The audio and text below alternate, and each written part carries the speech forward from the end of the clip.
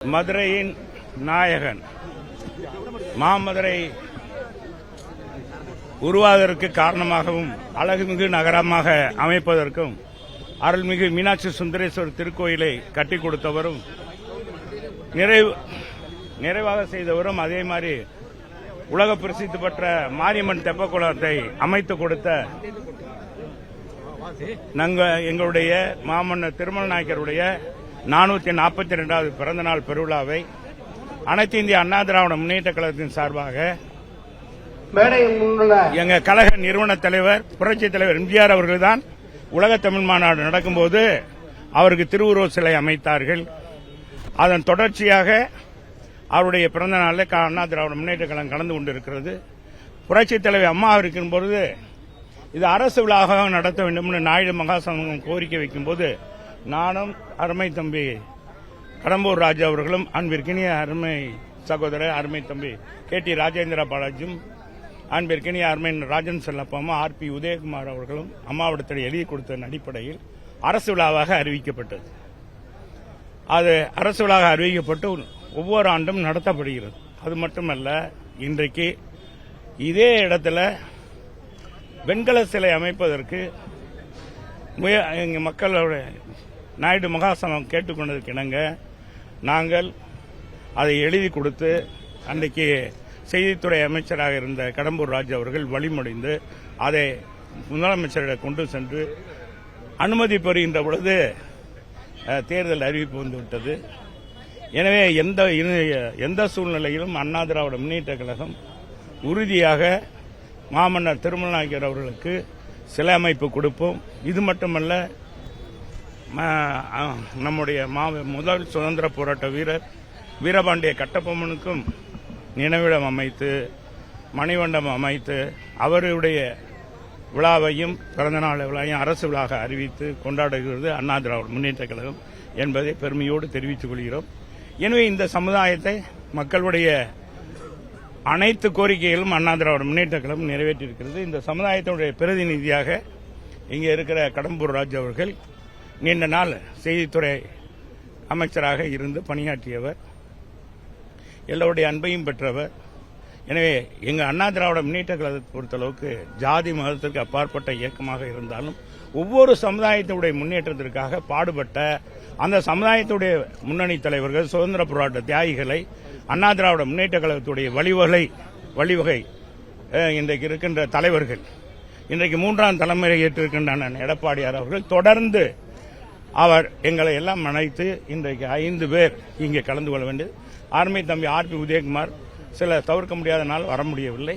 அனைவருமே கலந்து கொண்டு நாங்கள் ஒவ்வொரு ஆண்டும் இந்த அஞ்சலி செலுத்துவது எங்களுடைய கடமையாக, எங்களுடைய பொறுப்பாக கருதுகிறோம்.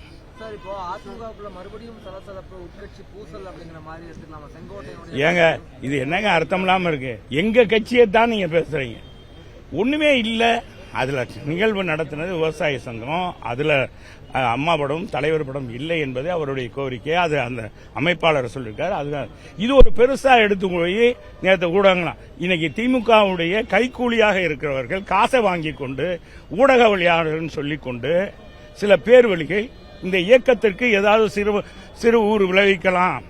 இன்னைக்கு புரட்சித் தலைவர் அம்மாவுடைய வழியில் கழகத்தை வலுவாக கொண்டு செல்கின்ற அடுத்த தமிழகத்துடைய முதலமைச்சர் எடப்பாடியார் என்ற எல்லாரும் போற்றக்கூடிய அளவுக்கு இருக்கின்ற எடப்பாடியோருடைய செல்வாக்கையும் அதிமுக செல்வாக்கையும் சிறுமைப்படுத்த வேண்டும் என்பதற்காக இன்றைக்கு போட்டி போட்டு கொண்டு பேசுறீர்கள். என்ன நியாயம்? ஏங்க இன்னைக்கு ஒவ்வொரு இடத்துக்கும் போறாரு முதலமைச்சர், நடபாதை போறாரு, அவர் பணத்தில் போறாரு, அரசாங்க வரி பணத்தில் நடந்து போறார். பெரிய பார்த்தா திருவிழா மாதிரி கூட்டத்தை நிப்பாட்டி ஒரு ஆளுக்கு எவ்வளவு கொடுத்திருக்காங்க? கொடுத்து கூட்டத்தை கூட்டுறாங்க.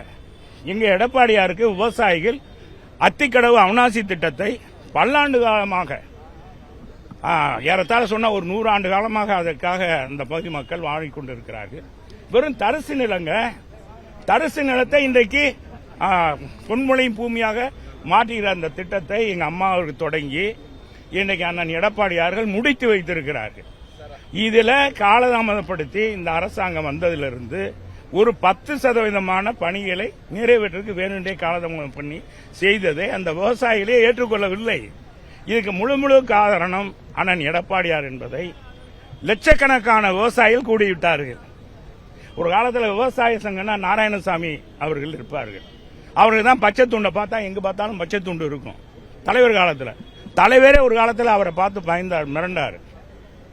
அந்த காலத்துக்கு பிறகு இன்றைக்கு ஒட்டுமொத்த விவசாயிகளுடைய இன்றைக்கு கோவை மண்டலத்துடைய நம்பிக்கை நட்சத்திரமாகவும், அதே மாதிரி தஞ்சை மண்டலத்தை இன்னைக்கு வேளாண் மண்டலமாக அறிவித்து அந்த பகுதியில் கொஞ்சம் கூட என்னைக்குமே எந்த காலத்திலையுமே அங்க எந்த தொழிற்சாலையோ அல்லது விவசாயத்தை பாதிக்கக்கூடிய வகையிலோ எந்த ஒரு கனிம வளம் எடுக்கிறதோ எதுவும் நடக்காது என்ற திட்டத்தை கொண்டு வந்து நிறைவேற்றி காவிரி காப்பாளர் என்ற பெயரை பெற்ற காவிரியின் உரிமையை பெற்றுக் கொடுத்தவர் எங்க அண்ணன் எடப்பாடியார். ஆக குறைந்த நாட்களில் ஆட்சி செய்தாலும் 4 ஆண்டுகள் 3 மாதம் செய்தாலும் சிறப்பான ஆட்சி செய்து இன்னைக்கு அத்தனை பேர் உள்ளத்தனையும் கவர்ந்திருக்கிறார். ஏழை எளிய மக்களுக்கு பொங்கல் பரித்து 10 மாதம் விலையில்லா பொருள், மாணவ செல்வங்களுக்கு பாத்தீங்கன்னா மடிக்கணினி, 11 மருத்துவ உண்டு.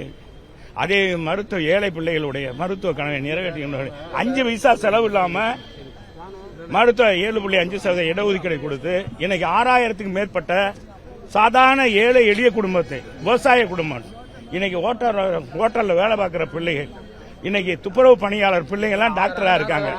ஆக இந்த மாதிரி இருக்கிற எங்களுடைய பொதுச் செயலாளருடைய பெயரை களங்கப்படுத்துறதுக்காக திமுக அரசு திட்டமிட்டு இன்னைக்கு அவருடைய ஒரு இதுக்கு சொல்லியிருக்காரு, அந்த அமைப்புக்கு. அதைத்தான் அது எங்க கட்சி அவர் சொல்லல, குறை சொல்லல, எங்க பொதுச் செயலாளர் சொல்லல. நீங்க நல்லா புரிஞ்சுக்கணும். எங்க படம் வைக்கலன்னு அவர் அந்த அமைப்பாளர்கிட்ட சொல்லியிருக்காரு. நீங்க தேவையில்லாத சொல்லக்கூடாது. அமைப்பாளர்கிட்ட சொல்லியிருக்காரு, எங்க அண்ணன் சொல்லல.